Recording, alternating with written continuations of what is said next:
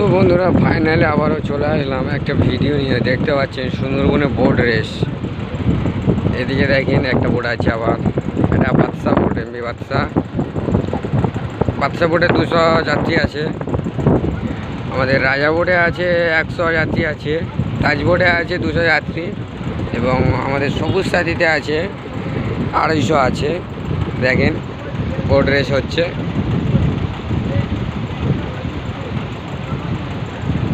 আপনাদের ভালো করে দেখাই, একবার দেখেন।